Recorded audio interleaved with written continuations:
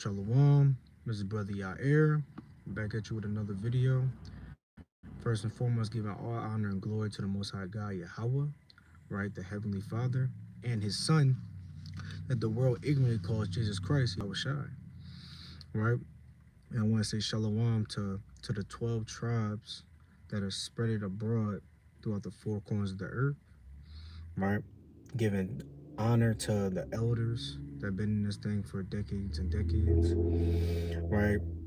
Saying shalom to the brothers that's continually going out there week in and week out, bringing out this word and trying to seal the hopeful elect, right? Saying shalom to the sisters out there as well that's holding down the households, right? Reverencing their husbands and being teaching their children of good things, right? Same thing with the children, you know, continuing to stay rooted in this truth and not being peer pressured, right?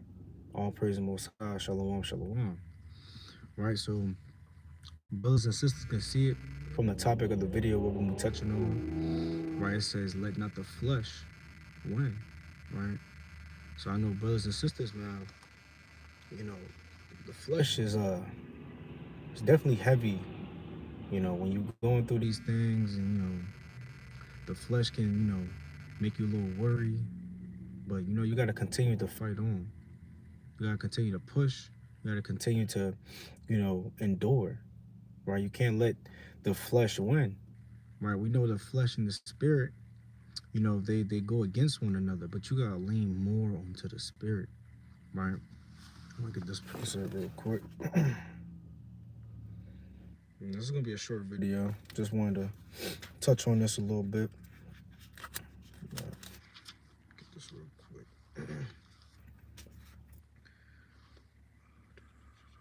This is Galatians chapter 5 and verse 16. This I say then, walk in the spirit, and ye shall not fulfill the lusts of the flesh. We have to walk after the spirit, right? We can't be walking after the flesh, man. Not in these last days, right? I know, the flesh can be weighing on you real heavy, right? With the temptations and so forth of this world, but you got to lean way more on the spirit, man. You have to, because if you lean more on the flesh, then you're gonna fall back into the world. So you have to stay rooted and lean on that flesh. I mean, slip of the tongue. Lean more on the spirit, right? Verse 17, for the flesh lusteth against the spirit, and the spirit against the flesh. And there are controversy the one to the other, so that ye cannot do the things that ye would. It's like a controversy, right? So you can't lean more on that flesh, man. You got to continue to lean more on the spirit, right? Continue to, because the flesh is weak. The flesh is very weak, man. Right? Let's get there real quick. Let's go to Matthew 26. You got to win these battles each and every day. You have to win these battles each and every day, right? Against the flesh. Because if you pitting off on the things that you got to do for the Lord, you letting the flesh win. You letting the flesh win each and every day when you got to read, you got to study, you got to fast, you got to pray. You say, oh, I'm going to just wait. I'm going to wait until next week. Then after next week is next month. Then after next month is next year. Right? So you can't be pitting off, because every time you continue to pit off, right, you're letting the flesh win. You cannot let the flesh win in these last days. Right? Let's get this real quick. This is Matthew chapter 26 and verse 41. It says, watch and pray that ye enter not in temptation. The spirit indeed willing, but the flesh is weak. And the flesh is weak, right? The flesh is always going to continue to be weak, right? But you got to stay strong. Stay strong in the spirit, because the flesh, it goes for anything in this world. Anything. Shalom, shalom. The flesh goes for anything in this world. It lusts after anything, man. That's why you have to stay strong in the spirit, so you won't fall easily to this world, right? Because the flesh gonna want you to do anything. The flesh gonna want to take you here, take you there, right? When the spirit is only gonna want to lead you down one way, on one path. You have to stay in the spirit. If you come out of the spirit, that's it. If you continue to rely on the flesh, continue to fall in your own ways, and then you're gonna get messed up, man. To and fro, right? It's gonna pull you to and fro wherever it want to take you, man. Wherever it wants to take you, and you're gonna follow if you follow after the flesh. You cannot do that, right? I want to get this real quick. Let me get this real quick inside, right?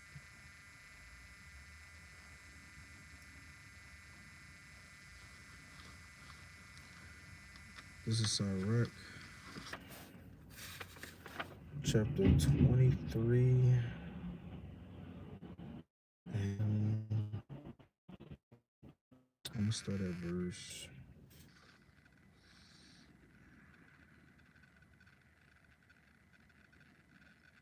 Start at verse 3.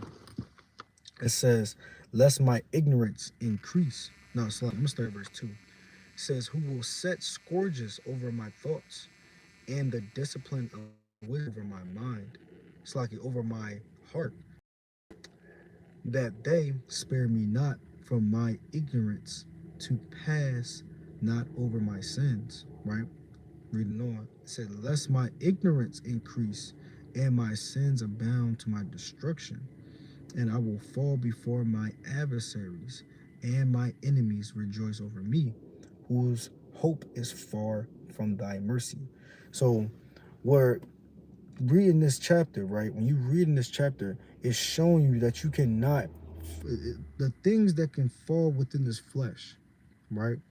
You do not want to fall to those things. It can have a haughty mind, right? You're going to want to lust and have vain hopes and so forth within the flesh, but you can't do that, right? You want to have the Lord to set scourges over your mind, right?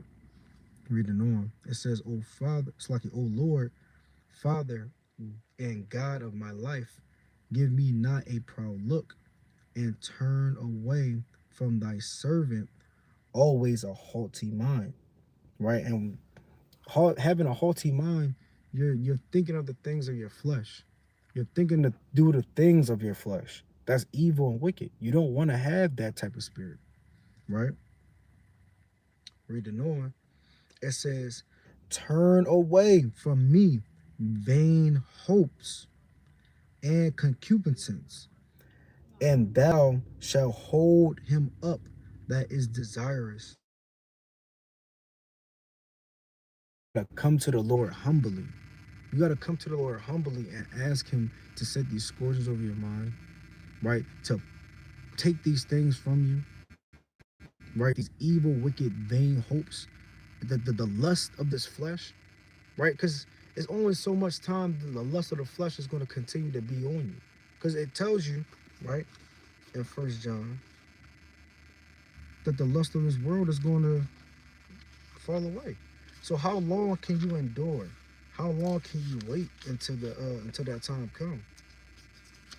How long can you endure through the spirit, right? This is 1 John chapter 2, and I'm gonna start at verse 16 just to get to the point. It says, "For all that is in the world, the lust of the flesh." See, the lust of the flesh is in this world. You have to realize that. You have to sit down and meditate What is your mind at? Are you leaning more onto the flesh that's lusting after the things of this world? Or are you leaning more onto the spirit, right? To lead you down to righteousness, right? It says, in the lust of the eyes, in the pride of life is not of the Father, but of the world, right? And you see these certain tendencies and so forth. If you start seeing these things within you and you building up this pride, the lust, and so forth of this world, you're slowly separating from the Most High God. You're slowly separating from Him. If you're not correcting these things, man, if you're not correcting these things, you're slowly separating from Him at that point. So now you got to really sit back and examine. You have to. You really have to sit back and examine throughout these things, man. You have to separate yourself from this flesh spiritually, right? You can't just take your spirit out your body. No. But spiritually, you got to separate yourself, right? You got to kill that old man each and every day, right? I'm going to get this real quick. I want to go to Romans.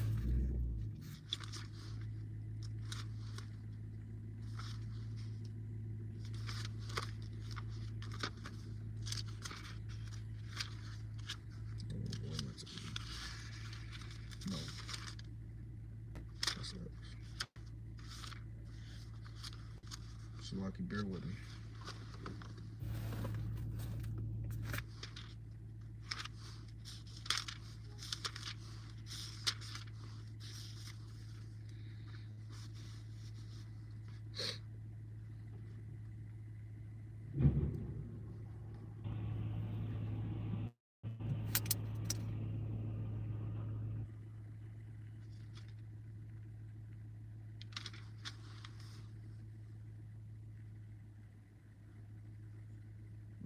This is Romans chapter 8 and verse.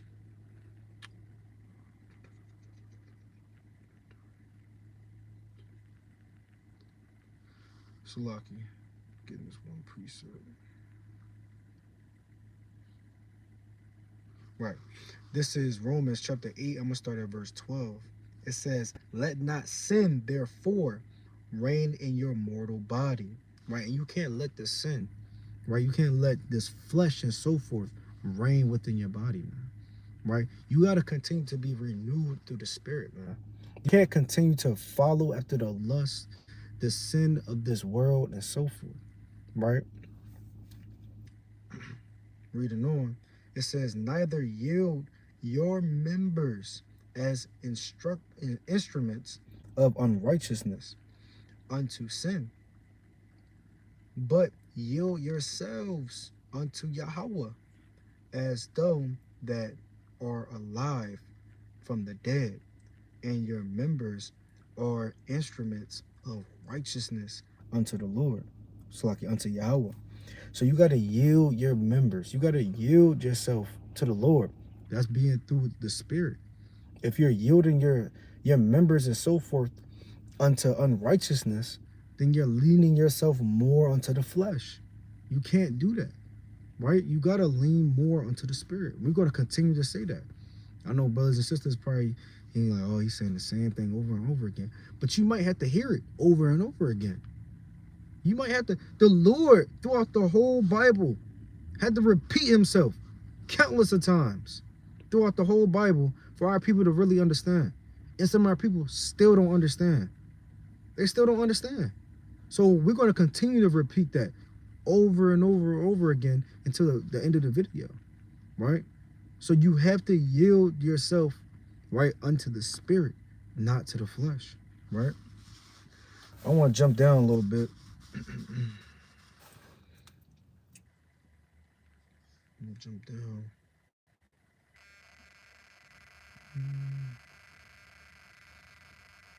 Jump down to verse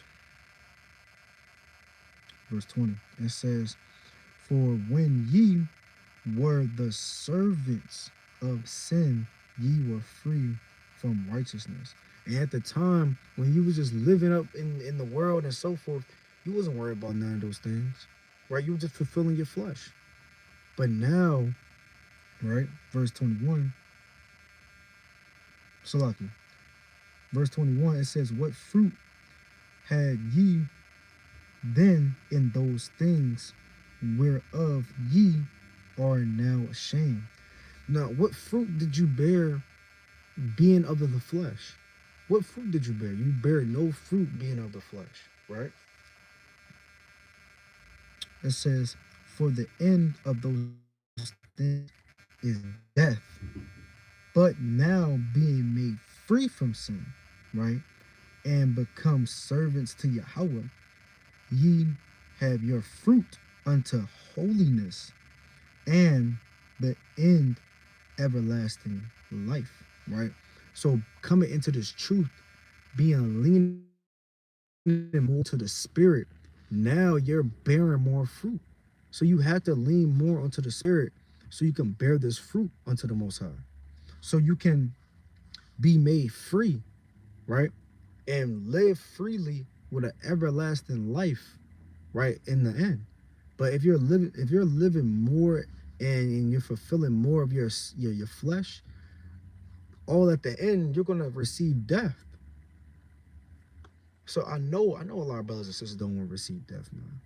You have to continue to be more unto the spirit so you can receive everlasting life, right? Now I know it might be hard, right? But all in all, that's faith at the end of the day, right? You might not see, certain changes and so forth, because now you know what you have to do at the moment.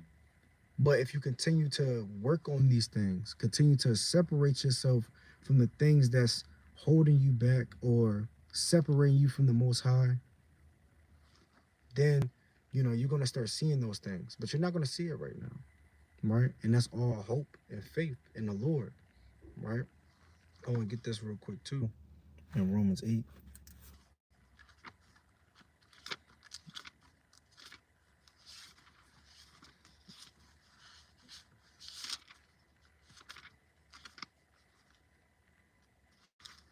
This is Romans 8 and verse 24. It says, for we are saved by hope, but the hope that is not, Slaki, that is seen is not hope, right? For what a man seeth, why doeth he yet hope for? Right? So we have hope, right, that the Lord is going to continue to deal with us if we just stay in the spirit, right? If you're not staying in the spirit and you're leaning more on the flesh, you're not going to have any hope. You're not going to have any of these things. You have to stay in the spirit, right? To have that hope, to be redeemed and so forth, right? I want this next. What's that? Con. Let's get this in First Corinthians. Right. I want this in Corinthians real quick. Right. 5. No, that's not it. Let's take 6 Corinthians. So like, bear with me. Right.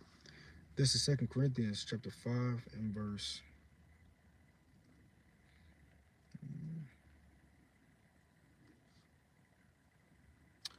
8. Slaki, verse 7. It says, for we walk by faith and not by sight. And we walk by faith in this truth, man. We walk by faith by being in the spirit. See, all these things connect, right? You have to be in the spirit to have that faith. If you're not in the spirit, then you're not having faith. All these things connect. Faith, hope, being in the right spirit. You have to have those things to be rooted in this truth, to be a pillar in this truth, man. Right? I'm gonna get this next precept. I'm gonna go to Hebrews.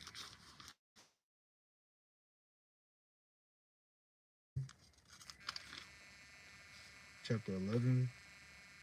Let me start at verse 6. It says, but without faith, it is impossible to please him. For he that cometh to Yahweh must believe that he is, and that he is a rewarder of them that diligently seek him. And how do you diligently seek the Most High? By staying in this faith. It's like by staying in the spirit, which worketh through the faith. Right? You have to continue to stay in the spirit to be able to have that faith, to be able to have the belief of the Most High in these certain things, right? Let me get this. So we have to continue to walk in the spirit, right? No, that's not like that. No, that's not. Right? We have to continue to stay more into the spirit. We have to, because if we're not in the spirit, then what are we really doing? If we're not in the spirit, what are we doing? We're just walking in the flesh, right? So lucky, bear with me. It was another precept I was thinking about. Spirit just taking me places, right? See if I wanted this. No, that's not what I want. I was referring to this precept. No, that's cool. Right. I'm gonna just get this real quick. And right, this is chapter verse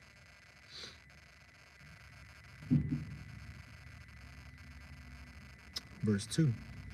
No, I'm gonna start verse 1. It says, "My son, if thou come to serve the Lord," right? So when you're in the spirit, right? Or Salaki, when you come into this truth, right? Right, and acknowledging, this truth and so forth and serving the Lord, you have to prepare your soul. You have to prepare your spirit going through these temptations, right? Because if you don't, then you're gonna start falling out of the spirit, leaning more onto the flesh, right? Because you can't bear these temptations no more, right? So now you're just relying on your flesh. And you know what your flesh is gonna do. Your flesh is gonna want you to go pick up a blunt, right? Go hit up that old girl that you used to mess with in the world. Go hit up those niggas in the world too. Excuse me for my language. Right? And just freak off in the flesh. And you can't do that. That's why you gotta prepare yourself. And this is I love this precept, man. I love this chapter. Right? Because this chapter shows you this chapter really shows you what you have to do coming into this truth as well. And building up on your faith in this truth, right? It says, verse 2, it says, "Set thy heart aright and constantly endure, and make not haste in the time of trouble." So we have to constantly endure in these last days in the spirit, not in the flesh. All right, we have to continue to fight, right? Let me get my closer. I'm gonna close out. All praise the Most High. All praise the Most High.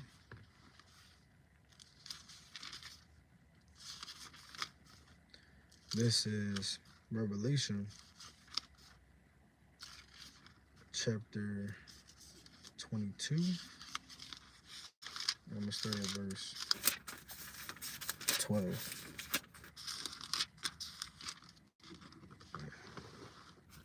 New sword. Okay. This is Revelation chapter 22 and verse 12. And it says, "And behold, I come quickly." Right? And the Lord is not taking his time. He's coming quickly. We only have so much time to be, messing around and doing God knows what, because you want to fulfill your flesh. You only got so much time, right? And the Lord is coming back. He's coming back, right? "I come quickly, and my reward is with me, to give every man according as his work shall be." Right? He's going to reward you if you would stand in the spirit, right? He's going to reward you with everlasting life. But if you would stand in the flesh, He's going to reward you for the things that you, what you did in the flesh, right? If you continue to stay within the flesh, right? I am Alpha and Omega, the beginning and the end, the first and the last. Blessed are they that do his commandments. And right, and if you keeping the commandments, that means you're staying in the spirit. Right, you're staying in the spirit, you're following these commandments faithfully in the spirit, that they may have the right to the tree of life and may enter in through the gates into the city, right? And that is the 12 gates that set up for the 12 tribes of Israel that continue to stay faithful and rooted in this truth by the spirit. Right, with that, Kwame Australia, Shalom.